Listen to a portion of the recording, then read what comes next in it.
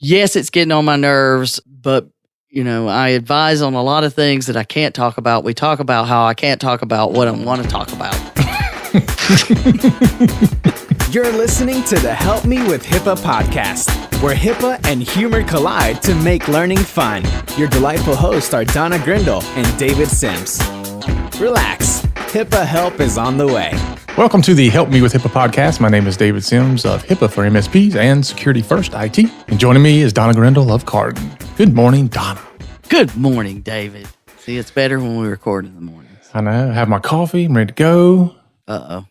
Yeah. See? You're wired for sound. Awesome. We'll see where that takes us.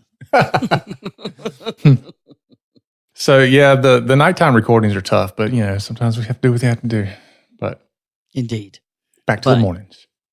This is because we both have to be places now and not in front of a great place to record. You would not believe how much it matters where you're at when you record. And like the echo that David's been trying to figure out, I think you might be under a blankie. No, but it does involve blankets. I'm just not under them. They're everywhere else. We just have to do that work to make it good enough for Bowen to make it sound nice. So. Yeah, but I have been known to record from my closet. Yes. Don't look in the closet. Anyways. All right. So we're kind of drawing into Q4, and you got one more thing on the menu on the schedule so far for Q4, other than the HIPAA boot camp. So what else do you have going on? We'll get into the boot camp. Georgia Pediatric Practice Administrators on October 18th.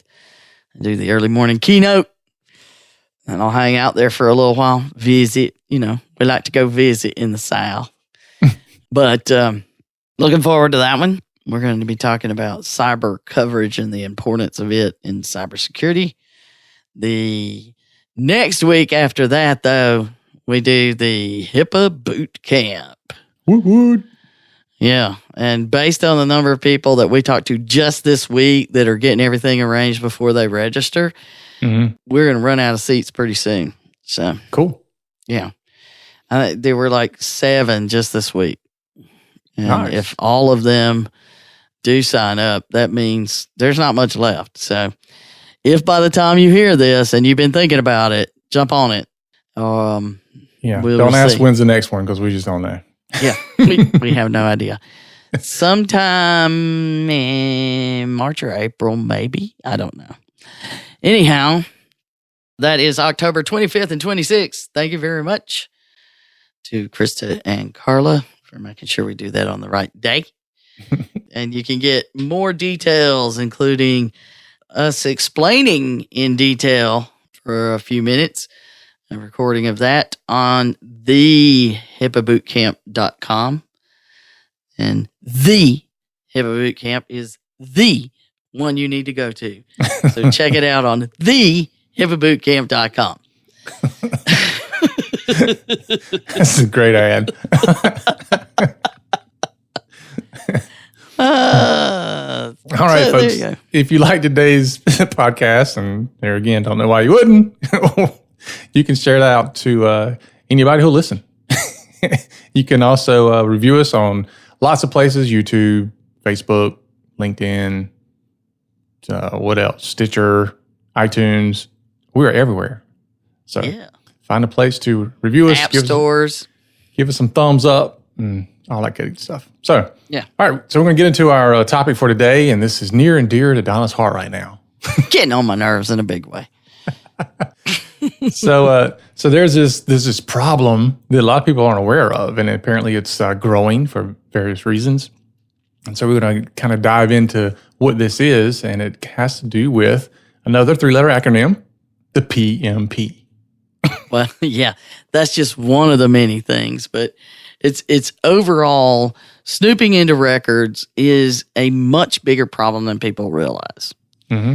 And once you start monitoring these access logs seriously, And this is why I get so excited about the Sphere product, because it opens eyes. The minute you turn it on, you start finding things that, like, why are you doing that? Yeah. This pops out as an anomaly because it is one. But the part of the reason that people have claimed that we are seeing more of these is not because it's growing, but we're getting better at detecting them. Right. And, that's the whole point of products like our friends at Sphere. So it's getting better at detecting them. We're finding things that have been happening all along, and no one's done anything about it. No one's noticed it, or they knew it was going on and they did nothing about it. So this speaks directly to the comments that you hear people make sometimes, which is, we don't have any problems. There's nothing wrong. Everything works great. And then when you ask, well, what are you doing to make sure that's happening? What are you monitoring and looking at? And they're like, nothing. Everything's just working great. We don't. Well, if you're not looking, how do you know? Yeah. And it's, you don't know what you don't know. It's the thing that we always say. I always worry about what it is that I don't know, which is why I read every day, because maybe I'll find that thing that I don't know. And, well, the first story usually is something I didn't know. So, but we start with, well, yes, it's getting on my nerves, but, I advise on a lot of things that I can't talk about. We talk about how I can't talk about what I want to talk about. Because they get on my nerves. And so then I have to wait until I can find public information that allows me to talk about scenarios that are getting on my nerves. And so there were a couple of them recently that directly related to things that are getting on my nerves that have to do with improper access. So the first one is out of Las Vegas that just came out recently. And it has to do, again, with another tragedy and what, it seems like if there's a tragedy, somebody's going to be doing the wrong thing. Yeah. Period. And as we get into this, it will be not just who you think is doing the wrong thing. No kidding. I know. It ends up in places you don't even recognize. But this one was troubling in many, many ways to me. So first, let's explain this PMP or PDMP. It's the prescription monitoring program or prescription drug monitoring programs that have been established by the states in response to the opioid epidemics. Okay. So, the idea, it's one of those things where the concept makes you go, that is a great idea. Mm-hmm. That should help, because it's drug seekers, and what they're doing is when you go to prescribe a narcotic of any sort or something that lets you know about the mental health or potential drug addictions, they put those prescriptions into these systems so then you can see what's being prescribed to the individuals. Well, that's great, because now the providers in these states can log into these systems and they can prevent someone from being able to, go from doctor to doctor to get prescriptions, or go from doctor to doctor to get prescriptions in another patient's name, all of those kind of things. Sounds like a great idea, right? Yep. And the intended purpose also. Mm-hmm. Perfect. However, it's opened a can of worms for privacy people all over the country where these things are. And it started with just a couple of states. Now there's tons of them. And what's even worse is like Georgia and Alabama share one. Oh. Yeah. So it's not just your state. You might be able to get to other states because, you think about the Carolinas, Anderson and South Carolina and Georgia, they're right there. So there's a lot of reasons to share that information. Mm-hmm. Which, as we know, sharing information means more people have access to it. And all the laws that are written up say you should only use this for proper access. The law, only drive 55. And then they say, I can't drive 55. But the the idea is great, but the execution has been limited because there's all these things that it didn't address. So the states and the groups of states or whatever that are running these sites, the providers go and sign themselves up. And they're required to by law in the state. Great. I can do that. Well, the organizations, whether it be a hospital or a medical network or a clinic or whatever, that's, where those providers are based, say, well, we don't control access to that. The state does. So we can't take responsibility for making sure that the access is appropriate. We don't have control over the logs, which they don't. Oh. We don't have control over who can log in. So they're like, not my problem. Huh. Yeah, I can see the issue already. Or at least one. Yeah, and the state, they just rolled these things out and they've outsourced them to somebody who's built databases. Well, yeah, we can build a database. It works. What's the problem? I know. So then we don't know about the security of these things in the first place. There's no clear documentation about who's making sure it meets any kinds of requirements because it's a state thing. And it's not clear that it even falls under HIPAA in any way. So we desperately need the Office for Civil Rights to come out with some guidance dealing with these things. They cannot do it fast enough. It's already something that I believe could be out of control and no one's aware of it yet because no one's policing it. And even if somebody finds something, they got nothing, they don't know what to do.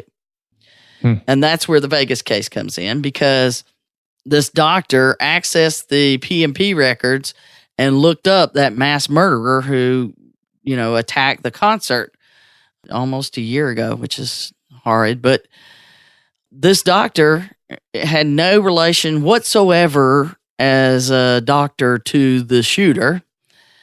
And he now admits that in court documents, he admits this. He directed his office staff to use his PDMP account to query the shooter's confidential patient information to obtain patient utilization reports on October 2nd, the day after, and again on October 3rd. Yes. So twice. And so in that statement alone, David, how many problems do we find? At least a couple. Yeah. So, yeah, I mean, he shouldn't have been doing it. He shouldn't have had his people do it. They shouldn't have been able to do it. I know.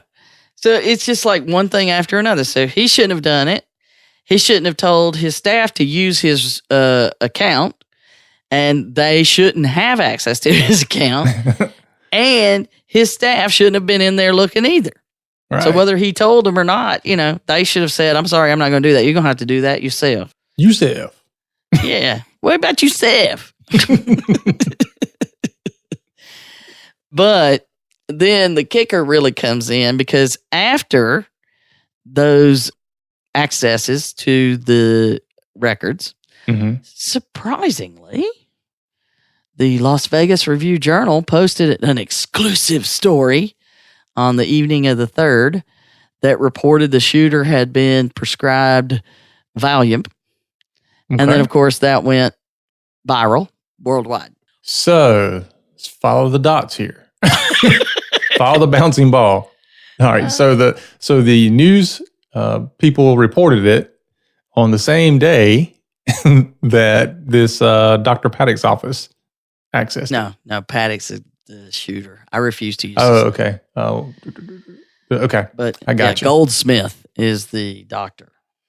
Right. Okay. So his office accessed it. Then the next day or shortly thereafter, the Las Vegas Review-Journal posted the story. Yeah. With the same information. Okay. I think I know what happened. Cha-ching. Yeah. Well, if it wasn't the doctor that sold it, the staff may have sold it, Because there's multiple people that got that information. And then, they probably talked about it in the office. Uh-huh. So, Yeah. So, there's a long list of things that have gone wrong here. But again, where does HIPAA fall? We don't know. And the state laws, all the state laws in some way say, now don't you look incorrectly, which we know how well that works. Mm-hmm. Yeah. If I don't know about you, but all right, well, let you might be an authority on dealing with a lot of kids. You think? At one time. And as your 4 boys were growing up, how well did it work if you just said, don't do that? And then when they did do it, there were no repercussions. Yeah, that doesn't work very well. Did it ever work that way? No. But I also learned that you couldn't just say, don't do this. You had to be very specific about what you meant. You told me not to jump. You didn't say not to leap. That's right. Yeah. Yeah. I remember the kids. My mom said I couldn't call on my phone. She did not say I couldn't text message on my phone. Oh, yeah. Yeah. You said no jumping on the furniture. You didn't say anything about, landing on the furniture. Yeah. Okay. Yeah. There's always, and we would love to think that ends in childhood, but we all know. It does not. It's not. You still do it. Really? What'd you have for lunch? Chicken. Wait a minute. Wait, what? Chicken wings. Whole different than saying chicken now, isn't it? You can envision that grilled chicken salad if you want, or you can envision the big pile of globbed hot wings. Which one? But not only has he opened this floodgate and said, well, it's okay for my staff now to see that they can use this whenever they want. But it's clear that, he's basically said none of this matters. And then, of course, the lawyer in the news story, the lawyer for the doctor said he's going to plead the fifth. He said, he said that if they hadn't notified law enforcement, we could have talked about this. It's only illegal if you get caught.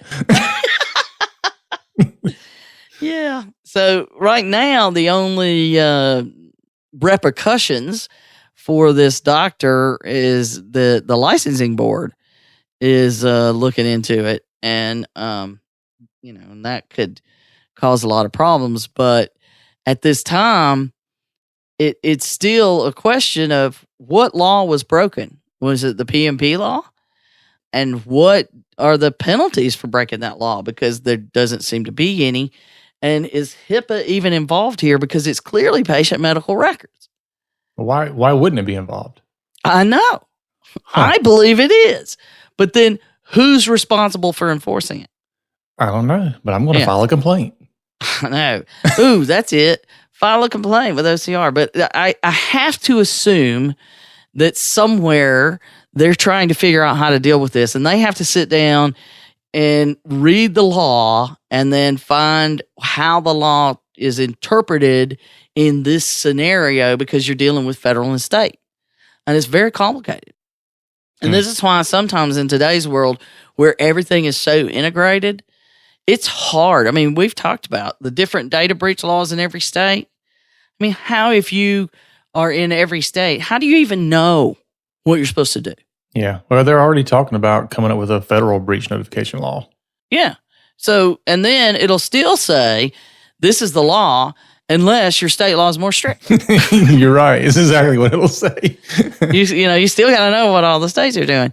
So this PDMP is just adding to that. And, having some sort of law that goes across all the states, which is what HIPAA does, and then allow the states to get more strict than HIPAA, that seems like it works. But this one, you don't even know, there's no statement or guidance that explains how HIPAA applies and who's responsible for it. So that's why we desperately need that, because I can assure you this is happening in ways that are not good for your patients, period. And people are abusing their capabilities and their rights. If you are dealing with one of these in your state and you haven't sat down and figured out how you are going to manage it, you better do it now, because, maybe you could prevent it, these kind of problems, if they haven't happened yet. But if not prevent it, at least be prepared, because I'm almost certain it's happening in your environment if you've got it, just from what I've seen. Well, and in this case, the doctor owned the practice. So clearly, they're using this stuff in divorce and custody cases. Obviously, cash was involved. It could be used in employment evaluations, and there's no serious policing going on, or at least not yet. Right. And that takes us to the next level, where it's clearly a HIPAA violation, but people don't care. They don't care. There are literally millions of these cases where you could just go out there and find a lot of insight into what's there. But this is the one that came out recently that got the attention. And it's the same old, same old. There was a major tragedy. So I can tell you right now, if there's a tragedy in your area, even a localized one, you're going to have people doing improper access, period. There's a HIPAA problem. Yeah. Yeah. HIPAA is screaming, look at me. So, and here we are talking about Oklahoma again for the third straight episode. I don't know. We usually are talking about Georgia over and over, so I know. I don't know if that matters, but it was another tragedy. A toddler dies in a swimming pool accident. And I know, David, you understand this more than most. Yeah. Yeah. How? Yeah. Had that happen. Well, yeah, it was almost near what do they call it? Near death, drowning, near drowning. That's what it is. Yeah. Is that what it? Yeah. I had to argue with him because I go in there like, my son drowned. No, he near drowned. Dude, I don't care what you call it. I pulled his lifeless body from a pool. Yeah, but I'm not playing. I know what I found. So David can really attest to what this tragedy is like to a parent. Yeah. And especially, can you imagine, yours was not quite a teenager yet, I guess. But in this one, it was a 2-year-old. Yeah. Yeah. It's, I can't imagine having to go through that. Yeah. And we all know that a swimming pool accident, and what David can tell you, there is no way you believed that would ever happen at your home. Nope. So, and I grew up with pools at the house and everybody had to worry about stuff. And I'm sure it could have happened. And it's just, there were just so many freaking kids around. If anybody fell in, we yanked them out. But this child died, but a hospital worker who had nothing to do with treatment of the child, because it made news. I mean, everybody hears about this tragedy on the news. A 2-year-old dies in a swimming pool accident. Mm-hmm. Well, a hospital worker goes and accesses the records, and the child was adopted. And then the hospital worker calls up the child's birth mother, because apparently somehow that's known information. You never know how those things work out. And apparently the birth mother went off on these parents, which we already know it's a bad deal. And in the quote, it said that they were being subjected to extreme emotional distress during the funeral proceedings, as well as other incidents of emotional distress in dealing with the biological mother. I can imagine. I mean, I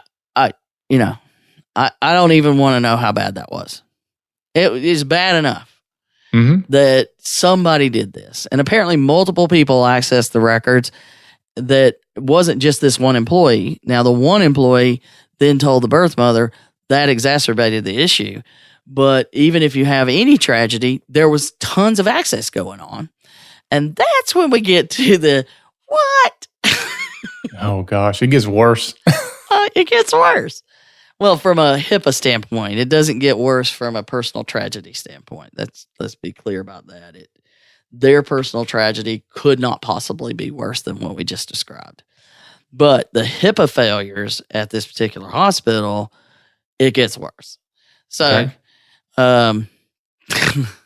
cafeteria workers were accessing the records as well. What? Well, I know, and most people don't get this, that in a hospital, that they have to understand dietary restrictions and which patients have these kinds of dietary requirements for diabetes or whatnot, what their room numbers are. You know, people get moved around, you know, when the meals are delivered, all of that kind of stuff. Okay, so but this patient obviously is not eating. Exactly. I know, unfortunately. What? No. And not only did the cafeteria workers access the records, but it comes out in the investigation that they had authorized one person down there to have that access. And then somebody told them, that one person, write those credentials down on a sticky note. No, you are not telling me they put it on a sticky note. On the computer. Oh, my God. You got to be kidding me. No, I mean, well, according to the allegations in this lawsuit, which to have that level of detail, you've got to assume that came out in an investigation. So clearly nobody's walking around looking for, you know, security or privacy issues when you can put a sticky note on a computer with credentials on it. Yeah. Or the IT people had to have at some point gone down there and seen that. Golly. You know, this crazy. Is the importance we talk about IT people. If you see something, say something. Mm-hmm. You don't have to fix it yourself, but you need to notify somebody else. And OMG. And then on top of that, the person that did have the credentials wasn't even there that day. Just wasn't even there that day. So multiple accesses by that username.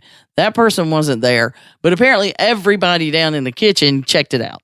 So in the logs, it looks like the person who wasn't even there accessed the information. Several times. Yeah, that's not good. So that day, you know, here's this horrible, horrible tragedy, and people just cannot not do it. Goes back to, now don't you do that, you hear? Mm-hmm. You know, well, and the number of times people will go, well, I did it because I was worried about the children. I was worried about the children. What? I said that's, you know, that always precedes somebody doing something stupid. No, really? Yeah, it's good. I did it because is the I guess the business equivalent of hold my beer. And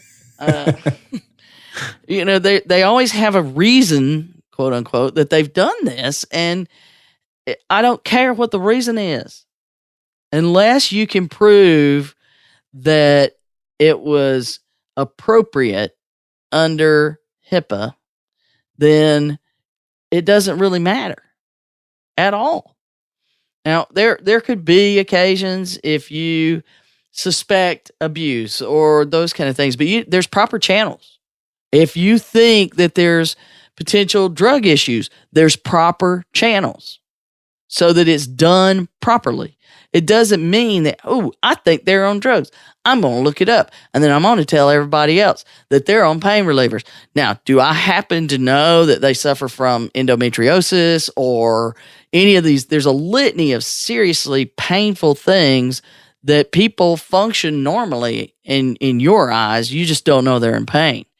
And I can tell you from experience, I mean, you have no idea what's going on in somebody's life. And if you look at their records and make assumptions based on what you see, you are very wrong often. Mm-hmm.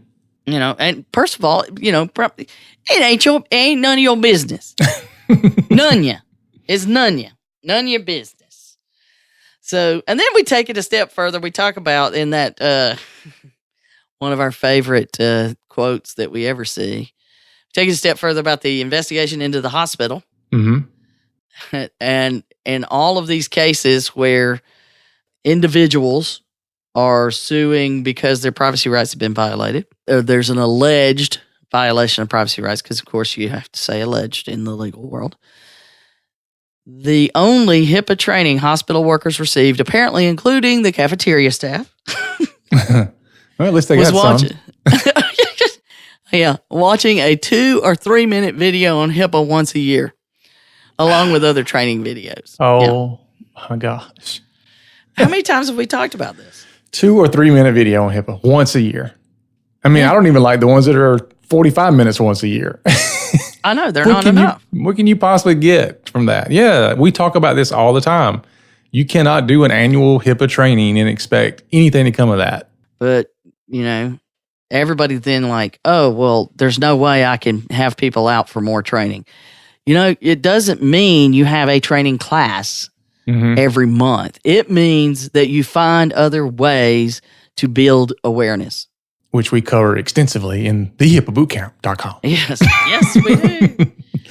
You know, it's one of the things. Like right now, you're about to have the big push for the flu shots, right? Everybody's going to get your flu shot signs. They're already up everywhere, right? And in healthcare, we really want people to get the flu shots because everybody's coming to healthcare with the flu. And we would like to not have it. And hopefully this year it'll be better than last. But still, there's going to be a campaign reminding everybody to get their flu shot. You know, I've got it on my calendar. I'm going to get my flu shot. That could also say, hey, you know what? Just like you get your flu shot, it's time to make sure that your antivirus and anti-malware is up to date. Did you know that your computer could be infected and it's as viral as the flu when things go wrong? I like that. It's just a sign that goes along next to the, but it makes you think, right? Yeah, we're working on something like that. I pull it out of the air, but but that generic annual training. It's HIPAA made easy right there for you. There you go. But they may seem like those are rare things, but I can assure you that this happens all the time. And it doesn't necessarily make the news, or if it does make the news, it makes it in a very localized manner because it's not the big data breaches. And I would wager that also cases of these do not end up being reported to HHS because they're kind of covered up. Exactly. Yes. So there's layers and layers of things that are going wrong that directly relate to improper access. And it doesn't matter. We talked recently about does size really matter? It does not. We established it then, and it also matters now. Yes, information is power. And we've also talked about the fact that healthcare information is some of the most valuable information you can get. Yeah. So if I have access to information that's super valuable, and information is power that I can wield.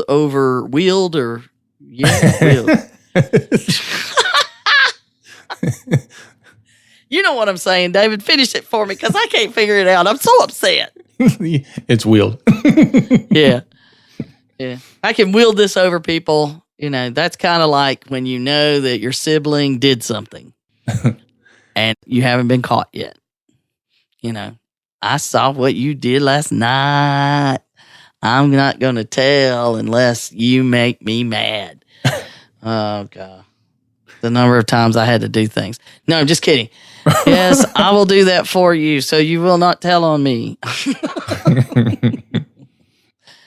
But it is a major problem, and in a small environment, it can sometimes be even a bigger one.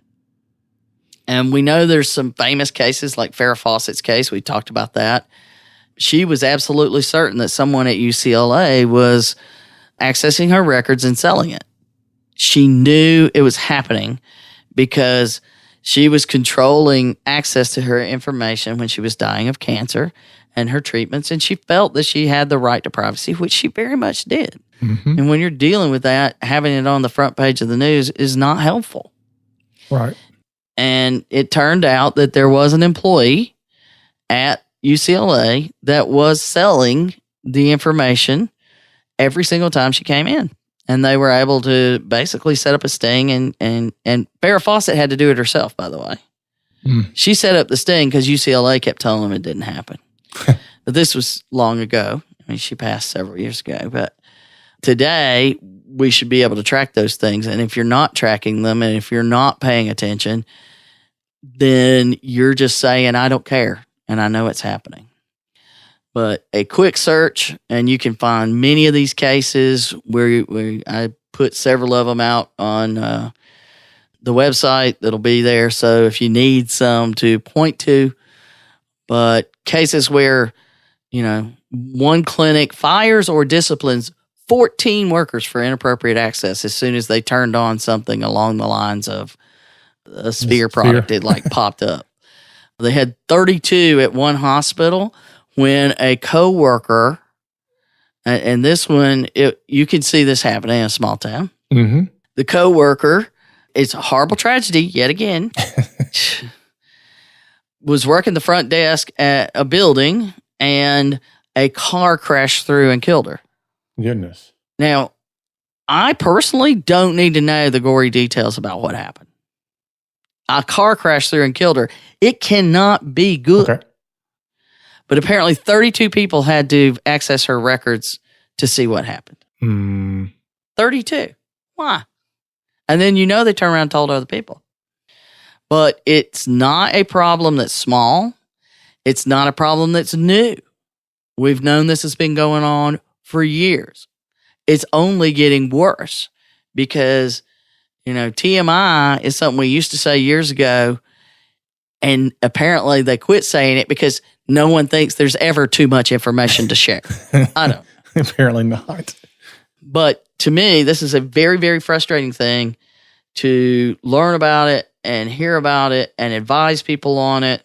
And we're not even talking about the serious stuff from data breaches and all of that. This is people just doing the wrong thing, flat out doing the wrong thing. And in most cases, they know they're doing it. Yeah. Yeah. And there's nobody doing anything much about it. Well, that's it. There's no repercussions. Use your conscience, sign a paper that says, you're not supposed to do it, and use your conscience. I know people tried doing contracts with their children that they agree not to do stuff, then they turn around and do it, and I keep going back to children, but basically that's the level that you have to treat these things. Mm-hmm. Because that is basically, if they're going to snoop, they're going to have that level of concern of a teenager or a child. Right. Take it more seriously than that. So come on, people. Really. Come on, man. Do the right thing. When nobody's looking, still do the right thing. Yeah. That's the sign of integrity, is what you do when nobody's looking. Yeah. Or don't do in this case. Yeah. No kidding. All right. That is our show for today. Are you calm down now? You get it off your chest? You good? Little bit. All right. We hope you enjoyed today's episode. Don't forget to rate and review our podcast on all the places we are on the internet. Don't forget HIPAAbootcamp.com. Check that out. So for Donna and myself, remember, HIPAA is not about compliance. It's about patient care. You've been listening to the Help Me with HIPAA podcast, hosted by Donna Grindle and David Sims. The show created to help you with HIPAA. For more information or to ask us a question, visit our website at helpmewithhipaa.com. Neither Donna Grindle or David Sims are attorneys, and they do not offer binding legal advice concerning regulatory compliance. The information in this podcast should not be relied upon or construed as legal advice in any way. Consult your attorney for legal advice concerning compliance with HIPAA regulations.